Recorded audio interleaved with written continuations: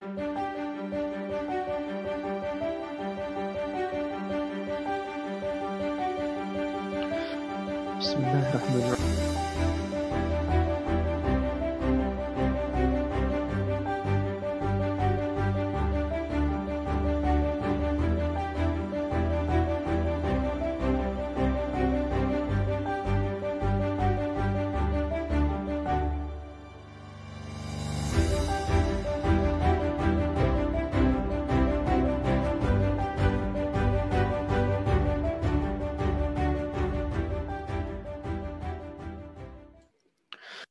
Bismillahirrahmanirrahim. Rabbi shrah li sadri wa yassir li amri wahlul 'uqdatam min lisani yafqahu qawli.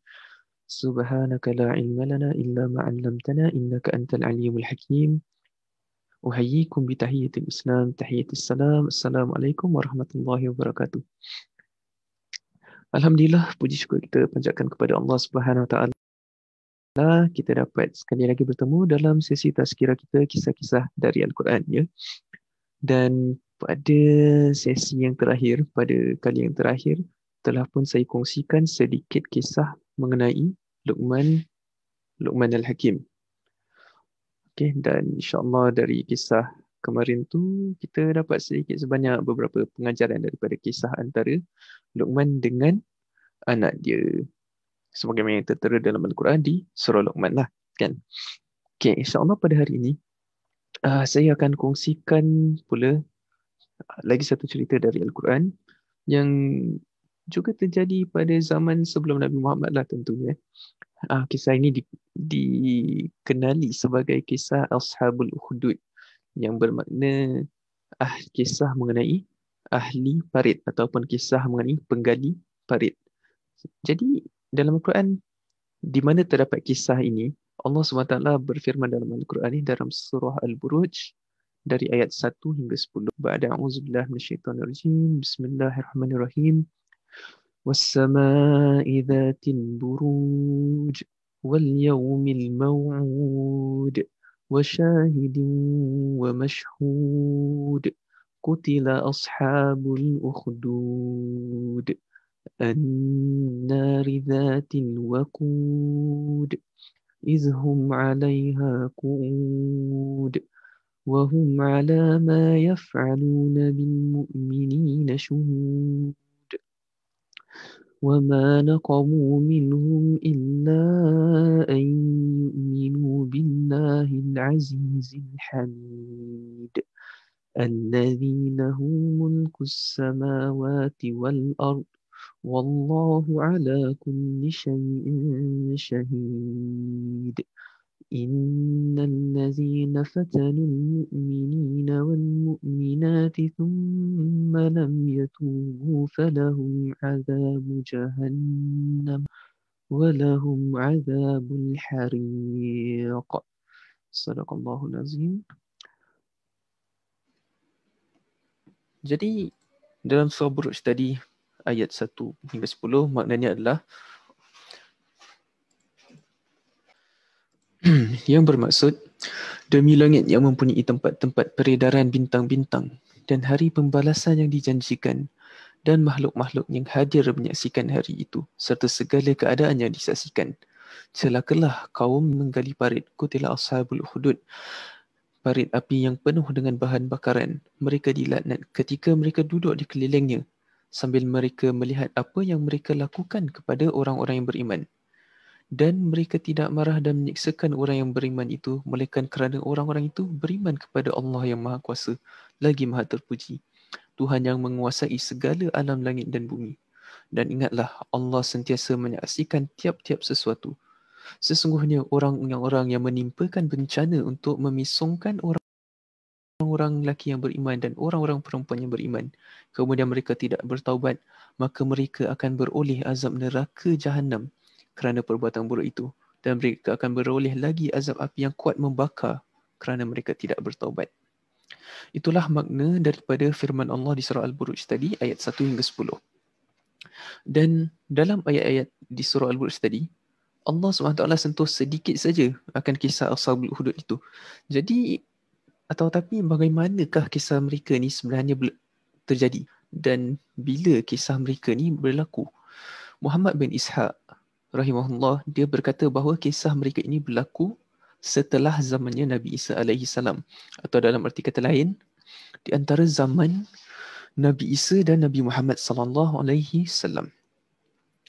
Namun, beberapa orang ulama lainnya tidak setuju dengan pendapat itu dan mengatakan kisah mereka terjadi sebelum zaman Nabi Isa. Apapun, yang pasti kisah ini berlaku sebelum zaman Nabi Muhammad lah, dan bukan berlaku di zaman Nabi Muhammad sendiri. Dan menurut beberapa orang ulama lainnya, ada kemungkinan pula kisah yang serupa berlaku lebih dari satu ketika sahaja. Adapun kisah mereka ini atau kisah Ashabul Ukhdud ini, dia diabadikan dalam hadis-hadis dari Nabi Muhammad sallallahu alaihi wasallam. Dan salah satunya adalah yang diriwayatkan oleh Imam Muslim rahimahullah dari Suhaib, bahawa dia berkata bahawa Rasulullah SAW bersabda. Jadi macam ini kisahnya. Dulu ada seorang raja dari golongan umat sebelum kalian. Ni Nabi ceritakan kepada sahabatnya lah. Dia mempunyai seorang tukang sihir. Ketika tukang sihir tersebut dah agak tua, dah dalam usia senja, dia berkata kepada raja bahawa aku dah tua, jadi aku nak engkau carikan aku seorang anak yang akan dapat menjadi pewaris ilmu sihirku. Maka raja pun siapkan seorang anak lelaki yang kemudian dia hantar kepada tukang sihir tersebut. Dan tukang sihir tersebut pun mulailah mengajar sihirnya kepada budak kecil ini atau budak lelaki ini. Jadi budak kecil ni, budak lelaki ni, di tengah perjalanan dia nak pergi belajar ke tukang sihir tu, antara rumah dia dengan tempat tukang sihir, si budak lelaki ni dia akan bertemu seorang rahib atau seorang pendeta, dan dia pun macam tertarik nak dengar apa si rahib ni selalu sampaikan. Jadi setiap kali dia nak lalu rahib tu, dia akan duduk bersama rahib tu dan dia dengarkan nasihat-nasihat dari rahib. Jadi budak lelaki ni pun dia rasa takjub gitu. Rasa macam tersentuh dan terpikat pada nasihat-nasihat yang disampaikan oleh si rahib ini. Sehingga kan dia selalu terlambat untuk sampai ke tempat tukang sihir untuk dia belajar sihir. Jadi bila dia datang ke tempat tukang sihir untuk belajar, dia pun akan dipukul. Jadi budak lelaki ni pun mengadu kepada rahib. Rahib tu pun cakap, okey, macam gini. Kalau kau takut kepada tukang sihir sebab kau lambat kat tempat aku, kau cakap aja, keluargaku menahanku atau keluarga aku yang buat aku lambat untuk sampai ke tempat kau. And similarly, jika kau takut kepada keluargamu, maka katakanlah bahawa tukang sihir yang menahanku. Jadi pada satu hari, setelah beberapa waktu berlalu kan, dalam keadaan sebegitu, si budak lelaki ni sentiasa singgah ke rahib untuk mendengar pengajaran dari dia dan mengambil nasihat-nasihat dari rahib itu. Dia berbolak balik dari tempat rahib ke tukang sihir. Lalu tibalah dia suatu waktu di satu tempat dan di situ ada seekor binatang besar yang menghalangi orang ramai daripada dapat menggunakan jalan tersebut lah. Kan? Jadi budak lelaki ni pun berkata, okey, pada hari ni aku akan betul-betul tahu apakah si tukang sihir itu yang lagi baik atau rahib tu yang lagi baik. Jadi pun mengambil sebuah batu, kemudian dia berkata, ya Allah, apabila apa yang disampaikan rahib itu lebih dicintai di sisimu daripada tukang sihir, maka bunuhlah binatang ini sehingga orang-orang dapat berlalu. Lalu dia pun melemparkan batu ke binatang tersebut dan binatang tersebut pun jatuh mati terbunuh. Hinggalah orang-orang pun dapat lewat dan lalu dari jalan itu. Setelah peristiwa itu, budak lelaki ni pun dia datang kepada rahib dan menceritakan apa yang terjadi. Rahib tersebut pun berkata, wahai anakku, sesungguhnya saat ini engkau sudah lebih mulia dariku. Engkau sudah mencapai suatu tingkatan yang lagi mulia dariku dalam ilmumu mengenai Tuhan, mengenai Allah. Jadi sesungguhnya, aku pasti satu hari engkau akan mendapat cubaan, kau akan dapat suatu ujian. Dan jika betul-betul kau akan diuji, janganlah engkau sebut namaku. Setelah peristiwa itu, budak lelaki ini pun mulai dapat menyembuhkan orang yang buta, orang yang mempunyai penyakit kulit, iaitu leprosy dan sebagainya. Dia pun dapat menyembuhkan orang dari berbagai macam penyakit. Maka berita ini mengenai si budak lelaki ini dapat menyembuhkan berbagai macam penyakit ini pun sampai ke telinga sahabat yang dekat dengan raja. Dan sahabat raja ni, dia dah lama buta. Jadi dia pun datang kepada anak lelaki ni, budak lelaki yang sudah menjadi seorang pemuda by now. Dia pun datang kepada pemuda ini dan dia bawa banyak hadiah. Dia berkata kepada pemuda ini, hadiah ni semua akan jadi milik kau asalkan engkau dapat sembuhkan mataku kembali. Pemuda ni pun berkata, aku sebenarnya tidak dapat sembuhkan seorang pun. Yang mampu menyembuhkan hanyalah Allah Subhanahu Wa Taala. Maka jika engkau mau beriman kepada Allah, aku akan berdoa kepadanya supaya engkau dapat disembuhkan. Jadi sahabat raja ni pun beriman kepada Allah, maka Allah pun menyembuhkan mata dia sehingga dia dapat celik kembali. Jadi setelah mata dia disembuhkan, si sahabat raja ni pun datang jumpa raja. Dia kan members kan, kawan. So dia datang nak duduk di meja raja macam biasa. Jadi dia pun duduk seperti biasanya. Raja pun bertanya kepada dia, siapa yang sembuhkan penglihatan kau kan? Aku fikir kau buta kan dulu. Jadi sahabat raja ni pun berkata, Tuhanku. Raja tu pun terus tercengang. Dia terperanjat. Dah tu dia tanya, engkau ada Tuhan selain aku? Jadi sahabat dia pun berkata, Tuhanku dan Tuhanmu itu sama, iaitu Allah. Jadi raja tersebut pun jadi marah. Kan? Jadi dia pun tahan sahabat dia dan dia mengikatnya. Lalu dia terus menyiksa sahabat dia tu sampai sahabat dia pun dah tak boleh tahan dan dia menceritakan mengenai pemuda yang telah sembuhkan mata dia. Jadi raja pun panggil pemuda itu. Lalu raja tanya kepada dia, wahai anakku, telah sampai kepadaku berita bahawa sihir kau sekarang dah, oh my god, so powerful sehingga dia dapat sembuhkan orang yang buta dan orang yang berpenyakit kulit dan sebagainya. Kau dapat lakukan ini dan itu. Jadi pemuda tersebut pun menjawab, sesungguhnya aku tidaklah dapat menyembuhkan siapa pun. Menyembuhkan hanyalah Allah. Jadi mendengar hal ini, raja pun jadi marah lagi ya kan. Lalu raja ini pun mengikat pemuda tersebut dan dia terus menyiksa pemuda ini hinggalah pemuda ini dia menceritakan mengenai rahib yang menjadi gurunya mengenai Allah. Jadi raja pun panggillah rahib tersebut. Dan apabila rahib tersebut dah didatangkan kepada raja, raja pun cakap kepada dia, kembalilah kepada ajaranmu yang sebelumnya, iaitu tinggalkanlah Allah. Dan tentu rahib ni dia tolak. Rahib ini pun menolak kan.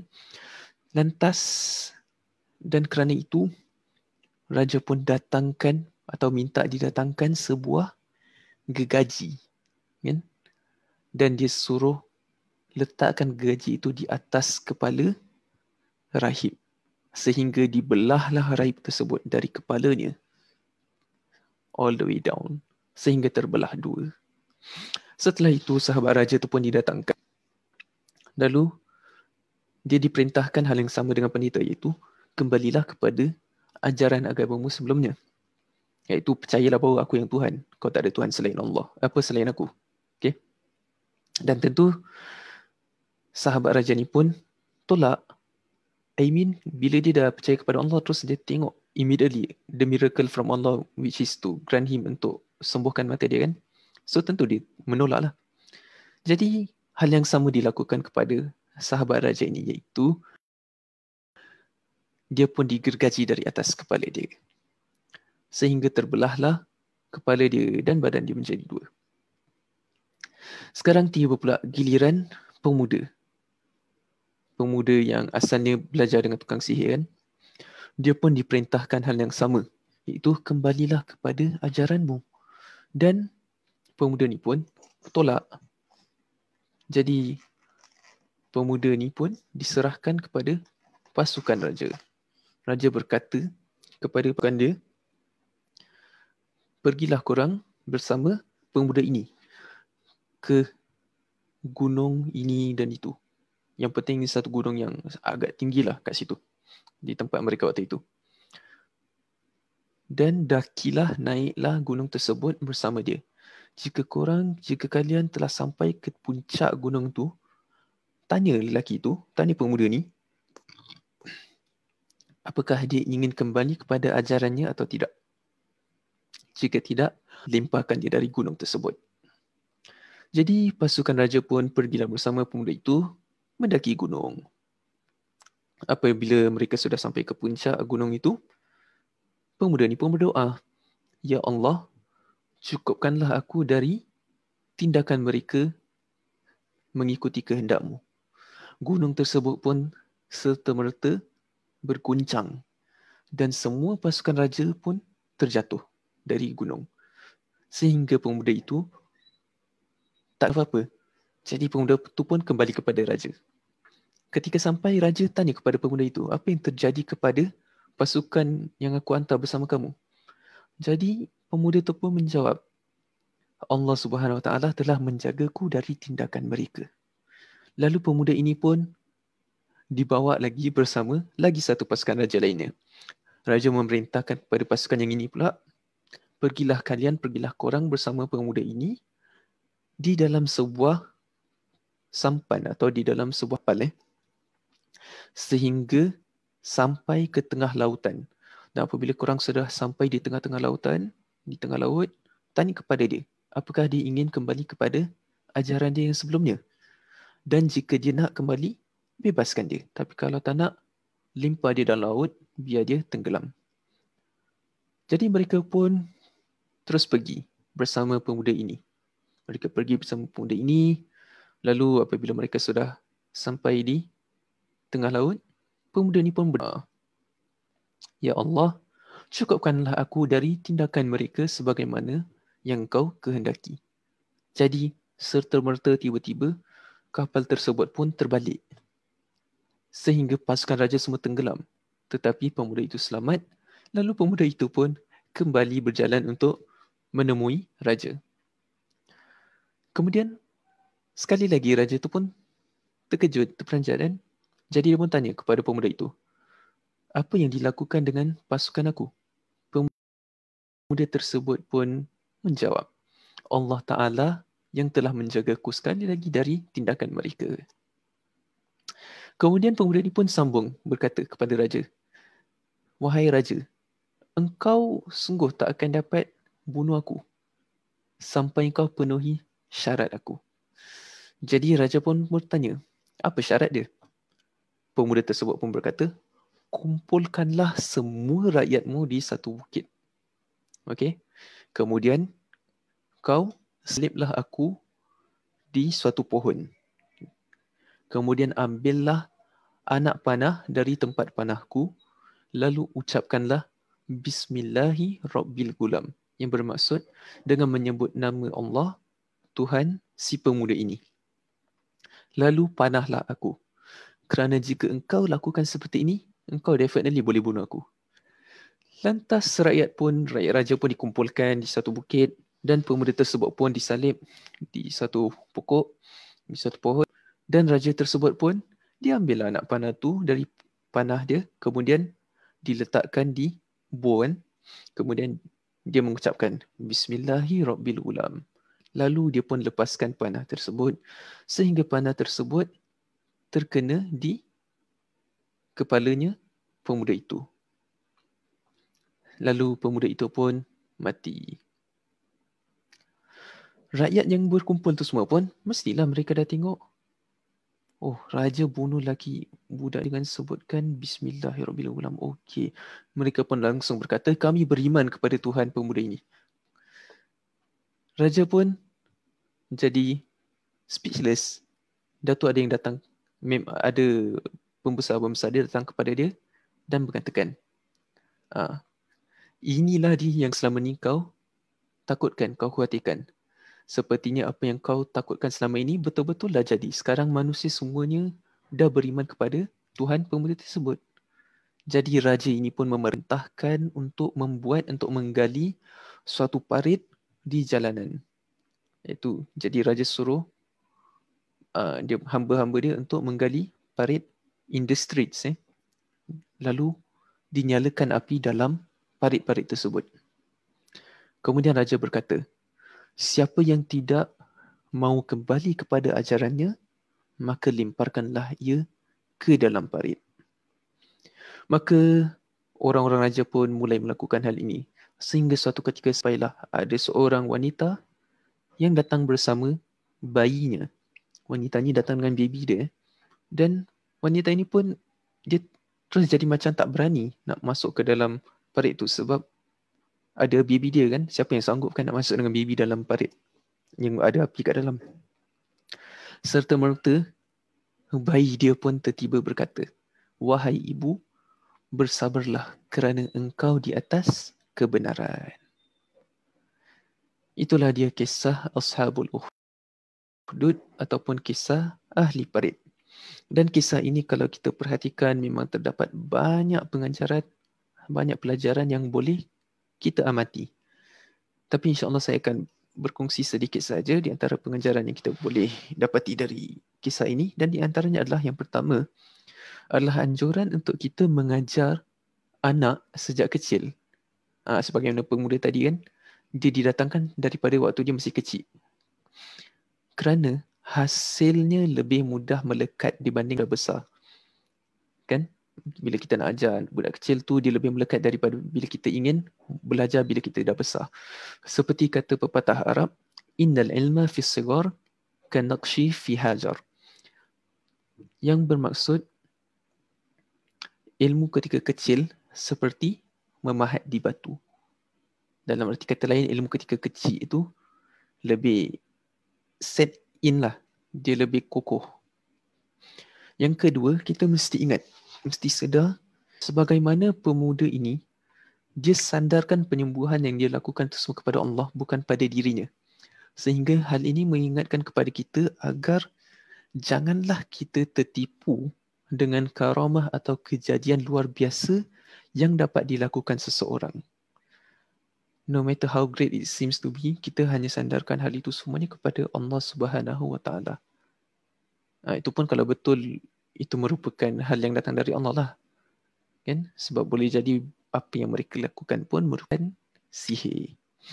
Wallahu a'lam. Pengajaran yang ketiga pula yang ingin saya kongsikan dari kisah ini adalah ia menunjukkan terkabulnya doa orang yang sedang dalam keadaan atau condition yang tersepit atau terdesak. Seperti doa pemuda tadi kan, ketika dia nak dilemparkan dari gunung atau ditenggelamkan di tengah lautan. Jadi janganlah sesekali pun kita berputus asa daripada pertolongan Allah Subhanahu Wa Taala. Kerana kita juga harus ingat, orang yang paling berat kunci di dunia ini adalah para nabi dan kemudian orang yang terdekat kepada mereka dengan keimanan mereka kepada Allah. Jadi hendaklah kita sedar apabila kita diuji dengan suatu perkara yang amat sulit dalam kehidupan kita ini, ketika itulah Allah sedang memberi kita peluang untuk menjadi lebih dekat lagi kepada dia dan lebih dekat kepada para nabi dia, sehingga insya-Allah kita akan dapat dikumpulkan bersama mereka kelak di syurga nanti. Wallahu a'lam bissawab. أقول قولي هذا وأستغفر الله العظيم لي ولكم وأتوب إليه الحق من ربكم فلا تكونن من الممترين سبحانك اللهم وبحمدك أشهد أن لا إله إلا أنت أستغفرك وأتوب إليك بسم الله الرحمن الرحيم والعصر إن الإنسان لفي خسر إلا الذين آمنوا وعملوا الصالحات وتواصوا بالحق وتواصوا بالصبر وصلى الله على نبينا محمد وعلى آله وصحبه وسلم وآخر دعوانا أن الحمد لله رب العالمين السلام عليكم ورحمة الله وبركاته.